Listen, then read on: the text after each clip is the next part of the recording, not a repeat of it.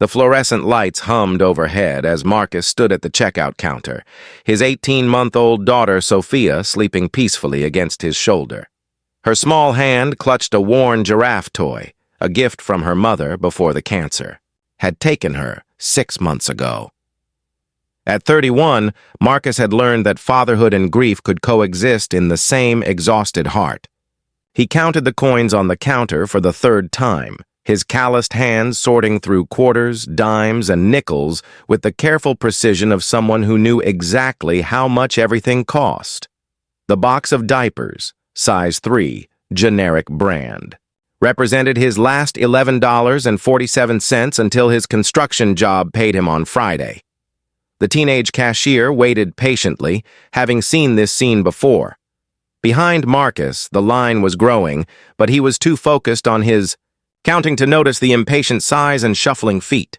$11.47, he said quietly to the cashier, sliding the coins across the counter. She nodded sympathetically and began processing the payment when Sophia stirred and began to fuss.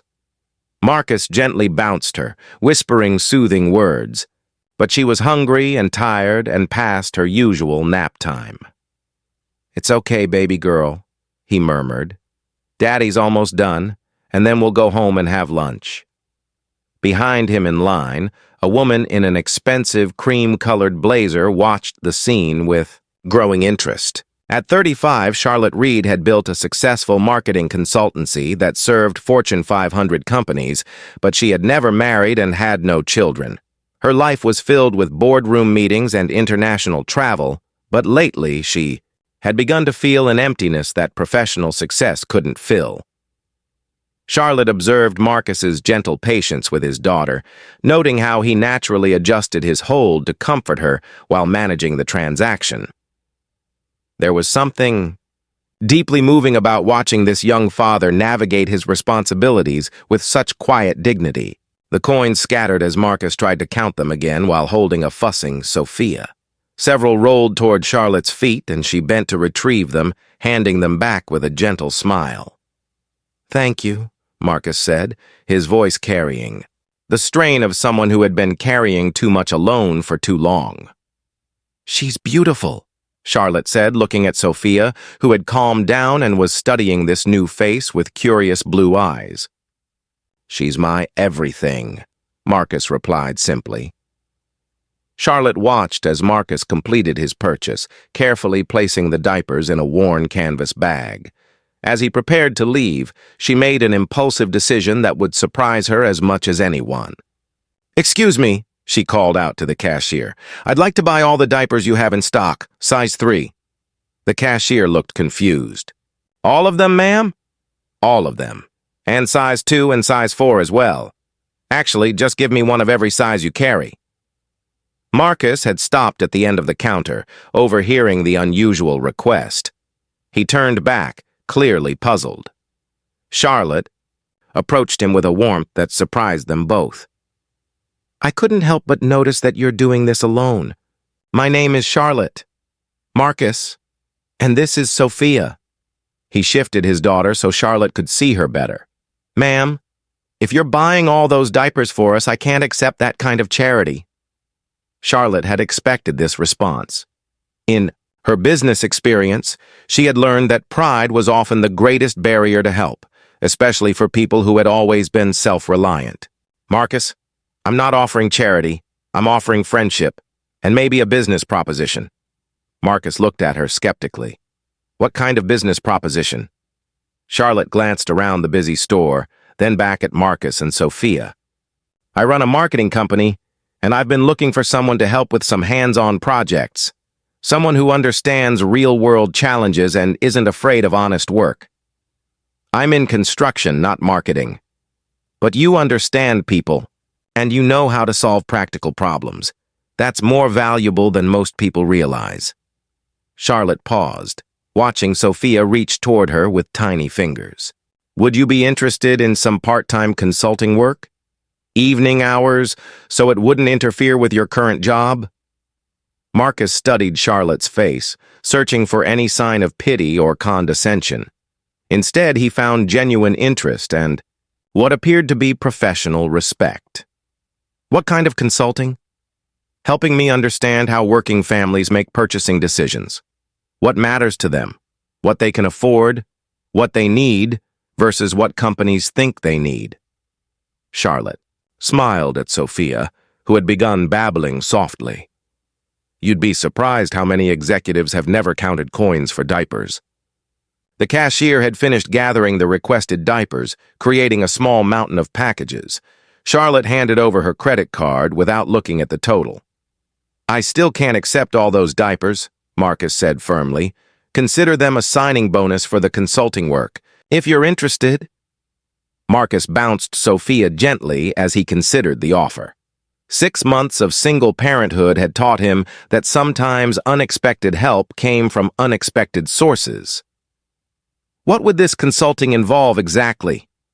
A few hours, a week, helping me review marketing strategies for family-oriented products, making sure they reflect real family needs rather than corporate assumptions. Charlotte's voice became more earnest. Marcus, I've spent years helping companies sell things to families, but I've never actually been part of one. I need perspective I can't get in boardrooms. Sophia had become fascinated with Charlotte's earrings, reaching out with the fearless curiosity of a child who saw potential friends everywhere. She likes you, Marcus observed. I like her too, and I admire what you're doing, raising her alone while working full-time. That takes strength most people never develop. Marcus made his decision. When would you want to start? How about coffee next week? You can bring Sophia, and we'll discuss some preliminary ideas. If it works out, we'll formalize the arrangement. As they exchanged contact information, the cashier finished bagging the diapers. Charlotte arranged for them to be delivered to Marcus's apartment, insisting it was more practical than trying to transport them all immediately. 1 month later, Marcus sat in Charlotte's downtown office, Sophia playing contentedly with toys, in a corner that Charlotte had specifically set up for their meetings. His insights about family purchasing decisions had already influenced 3 major campaigns, leading to a formal part-time position that paid more than his construction overtime. But more importantly, Charlotte had become a genuine friend and mentor, someone who valued his perspective and treated his contributions with professional respect. Marcus, Charlotte said, reviewing their latest project results, your recommendations for the baby food campaign increased focus group response rates by 32%. It's just common sense. Parents want to know ingredients and nutritional value, not cute mascots. That's exactly my point. What seems like common sense to you is revolutionary thinking to executives who have never shopped with a tight budget or a crying baby. Sophia had crawled over to Charlotte's desk and was pulling herself up to standing, looking proud of her accomplishment. Charlotte instinctively reached down to steady her, marveling at how natural the gesture had become. Charlotte, Marcus said, watching the interaction, can I ask you something personal? Of course. Why did you really buy all those diapers? That day? It wasn't just about business opportunities.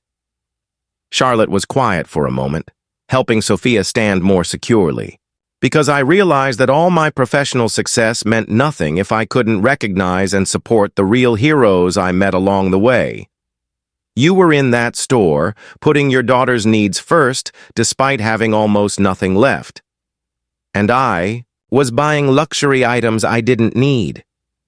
She looked up at Marcus with honest emotion. I needed to be part of something more meaningful than market share and profit margins. You and Sophia gave me that opportunity. Marcus understood that the diapers had been just the beginning. Charlotte had given him professional opportunities and financial stability, but he had given her something equally valuable, a connection to the kind of love and purpose that couldn't be achieved in boardrooms. As they prepared to leave that evening, Sophia waddled over to Charlotte and raised her arms to be picked up. Charlotte lifted her easily, and Sophia planted a wet kiss on her cheek.